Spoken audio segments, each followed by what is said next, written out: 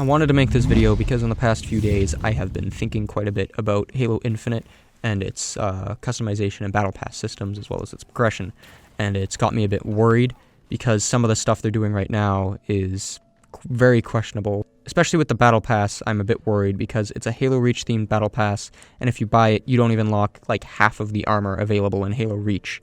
Well, many players who are very excited for Halo Infinite and willing to buy this battle pass have already played Halo Reach and unlocked this armor before, and many of them have also played Master Chief Collection, bought Halo Reach again, and unlocked that armor for another time. And just doing this, forcing us to pay for another battle pass and only unlocking some of the armor is just that salt in the wound we don't need. And I've decided to put in my 2 cents about critiquing some of the systems in the game, such as with the battle pass. When I bought the battle pass, I thought there would be a lot more in it in the ways of armor pieces, especially with the Mark 7 armor core. You get like 3 helmets and a shoulder pad. You get hardly anything from the battle pass in regards to that armor core, especially since it's very confusing, especially since the armor core is like the new flagship one for Halo Infinite. And the thing is, the battle pass does not contain all of the Reach armor, and I'm worried that Halo 343 is more than willing to sell us back that armor in the store for egregious prices that we've already seen a few times.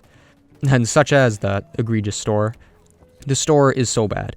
We need some way to earn credits for free or paying in some way, some capacity, like earning credits in the battle pass. Games like Fortnite and Call of Duty have you earn credits in the battle pass, some in the paid tier and some in the free tier, and eventually you'll just be able to save up to get something from the store that you want. And Halo Infinite should follow that model, but instead they want to give us 40 challenge swaps. What the fuck? The store currently has items that are way too overpriced compared to the battle pass and as well as past games. The Zvezda armor set, which is currently in the store, is 2,000 credits. The battle pass is 1,000 credits. 343 is essentially saying the Zvezda set is worth twice as much as the battle pass, which the content in the battle pass, if it were calculated the same way as the Zvezda set, would be priced at like 15,000 credits, which does not make any sense. And we've never had anything that egregious in a Halo game before, and it does not make sense, and it does not belong, and the prices must be reduced in order to get any sort of reasonable expectation of the players to purchase these sets. Such as with the progression, it goes without saying that it's very slow and unrewarding. When 343 originally brought up challenges and the way they described them, I thought they wouldn't get in our way all too much and they'd be kind of completed in the background every match or so. That is not the case. The progression is very bad and it needs to be critiqued in some ways. Currently, I think the way the challenges are is really bad. They encourage you to go out of your way to do very niche and awkward things to level up, and it takes you away from playing the game the way you want to play. Many are so far out there that it just doesn't make sense. I saw one that described you had to kill an enemy who was lunging at you with an energy sword, which is very difficult because they can one-shot you and you're trying to kill them in that 0.4 second where you have that time. I also saw another challenge that said kill 5 enemies or 4 enemies with a repulsor, and killing 1 enemy with a repulsor is already difficult enough as it is, and you don't need to make it that much more annoying. I've also seen another challenge pop up quite frequently in Reddit, and that is from getting kills with the shade turret. People should not be required to play a certain game mode on a certain map where they have a chance of getting a kill with a certain stationary object every time they want to level up. That should not be part of the system. Getting kills with the shade turret is just too difficult to put as a challenge. As well as the challenges, there's the constant one of playing one game. The play one game challenge is good in concept, but it slowly gets worse and worse as the more you play the game. It originally gives you 100 XP for 1 match completed, and then it starts working its way up to 200 XP for 4 matches, so it essentially halves the amount of XP you're earning over your playtime, and it doesn't curve in your favor, and it's rewarding you less for playing more, which does not make sense. It should be rewarding you more for playing more. That is how games should be. It probably incentivize even playing the game more. Speaking of these challenges, there should also be some reform with them. With the way they were originally described and the way I thought they'd act, they shouldn't even get in our way all too much, and they should be made much more simple. I also noticed that they doubled the amount of XP needed to level up in each tier since the tech tests. I played them during the summer and in September, and they were only 500 XP to level up. Even then, I thought they were kind of slow to get through, but now it's just a crawl, and it needs to be sped up, and it needs to be drastically sped up in some way, at least twice as fast. These challenges, if they want to keep the game entirely challenge-based, should be starting off at a slower, very simple level and only getting slightly complex as we move through, as the weekly challenges get more difficult. So I've come up with a few ideas, such as getting kills, getting headshots, spotting enemies with its new system, getting assists, getting vehicle kills, although vehicle kills shouldn't be one to start off the week with, because getting vehicle kills restricts you to playing in quick play or big team battle, and not everyone plays those. Some people like to only play ranked, and it should try and cater towards their playstyle. There could also be challenges for getting melee and grenade kills, some for winning matches, or getting perfect kills, which is using a precision weapon and not missing a shot when you kill someone. They could get kills with power weapons or starter weapons, or they can earn objective medals. And lastly, players could maybe even be rewarded for getting multi-kill or spree medals. But the thing is, all of these are essentially tied towards a medal or some sort of end-of-match XP. So these systems or challenges could be entirely replaced by a functional and robust end-of-match XP system, which doesn't make all too much sense. But many of these ideas I thought up of came from some of the Master Chief Collection's challenges, because in that game you don't have to entirely go out of your way to level up, and that is the way a challenge should be. If they are to keep it this way, we should not have to go entirely out of our way to want to rank up in a battle pass that we paid for.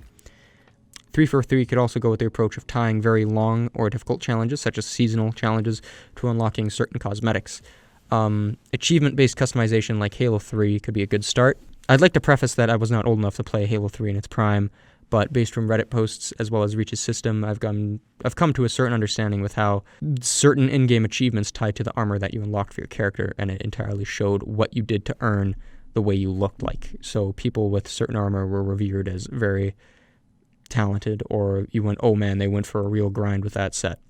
One thing 343 could do is rewarding players with armor that's themed to their objective, which in Halo lore, there's many ways to do that. So CQC sets or things of that nature could be rewarded for getting a bunch of shotgun or melee kills. The Grenadier set, which is already in the Battle Pass, so it can't be done, could be rewarded for getting explosive or grenade kills. Recon could be tied to spotting and assisting kills, but that set's already in the Battle Pass. Scout could be tied to long range and rifle kills, it's already in the Battle Pass. Security could be based on objective and savior medals, so kind of like supporting your team as well. Smaller challenges, such as getting 3 stars in all the weapon drills, or getting a bunch of splatters, should award you with some sort of not as rare visor or some sort of coating, and I think that would be very rewarding. More than anything, players should be rewarded for playing the way they want to enjoy the game, and that is very important with a video game because it keeps people coming back. And the thing is, if 343 decides to tie certain armor to longer challenges or achievements in the game, it could give a larger sense of reward for earning that armor, and it is a visual way to tell people what you did to look like that. So people would understand quickly that, oh wow, you got the scout armor, you have done a lot of sniping in order to get that. Like, congratulations. Especially with this customization in mind, I do have some critiques for it. Armor coatings are way more restrictive than I would have thought previously, especially hearing about them in the last year or so. I thought they'd be not too shabby, but the way it works right now, it's just not it, Chief. Currently in the store, there is a bundle that is 500 or 1,000 credits, I do not remember, but it's got some shoulder pads, armor coating that's red, a stance, and I think maybe a sniper skin. But the thing is, the red sold in that pass is very similar to the cadet red that we earn automatically for free by playing Halo Infinite. It shouldn't be in the store bundled in with a price like that. If they're gonna price it like that, just give it to us for free. Especially with previous Halo color customization. And another thing with armor coatings is I do not think at all that they should be limited to cores. It's a very bad idea. Especially with visors, even more so. It does not make sense why your visor is limited to a core. It is just like a skin for your faceplate. They can easily transfer that over. I don't understand why they made that call. All of these grievances were made especially evident because I bought a Halo Championship Series skin, and I quickly learned that I was not able to use anything I wanted to unless I used a specific kit, which meant that I could not alter anything else on my appearance without removing it. So in order to use the $13 I paid for, I had to use it all or nothing, and it's quite disappointing because the thing is, these coatings with the HCS skins are quite visually appealing, and it would be give the player so much more choice if they could transfer it between any core, and it would just add that much more variety to people. Because if you see someone with a space station skin, they look identical to any other person with a space station skin. They cannot change themselves. They cannot change their helmet. They cannot change their gloves. They can't put it on Mark 5B. It just limits you that much more in terms of customization. And it was made so much more like a punch in the gut when I saw what happened to the Watchdog coding, because in the pre-renders of the game last year, they showed it off, and it looked so cool. It was black, it was shiny silver with some nice red accents, and then when they released it a few days ago, it was a dull gray with some maybe muddy black, and then really, really like a dried blood red. The thing is, these people grinded hundreds of hours, thousands of hours in order to get these skins. Not always, but it's a main incentive. And these are loyal customers to 343.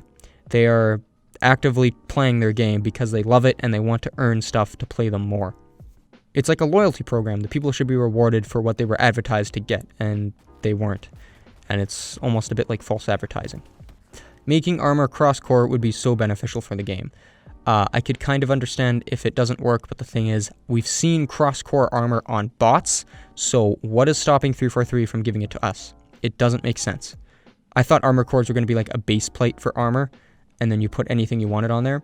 Like in training, I saw a bot running around with a katana on his belt. He had a Mark 7 armor core, and he had reindeer antlers. Why can't we do that? I know it's not in the game yet, but still, we should have the option to put the tactical pouches from Mark 5B onto Mark 7. Why isn't that an option? Because we've seen bots do that, but we can't. And even in the looking in the Waypoint app on your phone, you can see that there's a bunch of armor hidden from the player. A bunch of it is Halo Reach themed, and also you can see a bunch of the coatings that they've hidden. And many of these coatings are a bunch of dull gray and browns, and some are others like that red that we saw in the store. And it's just a slight variation from the basic one that is free for everyone. Seeing that, it worried me how much that 343 is willing to only put in the store and forcing you to buy. It's almost like trying to buy old memories. It's like, oh, I want the old EOD set from Halo Reach. Well, you gotta pay 500 credits for that. Well, that's like $10. So, well, too bad. You gotta pay up. It's like, well, but I've already earned this in MCC as well as Halo Reach already. It's like, oh, no, you gotta earn it again, but this time with money. It's just, come on, 343. Like, there should be some loyalty program if we've played Halo Reach as well as MCC, and there's no crossover, especially since it's the same armor. One thing that's odd is 343 has said in the past that they want each Spartan in multiplayer to feel like your own. And that doesn't make sense currently, because I do want my Spartan to feel and look better than ever. Like, the armor customization they have shown looks amazing, but we don't have access to it without paying egregious amounts of money. And 343 is so close to a great system, but fumbled the ball so hard right here. And the thing, it makes it more aggravating that the bots currently have access to more armor and coatings and cross-core armor than us. And it's just salt in the wound we don't need. I don't understand why 343 wants to visually restrict our characters so much right now. I've played the game a lot recently, and it feels great, it plays great, but cosmetics are a major sense of progression in a video game, and the way they've done it right now is just making me worried. But I hope they can fix it. Thank you for watching.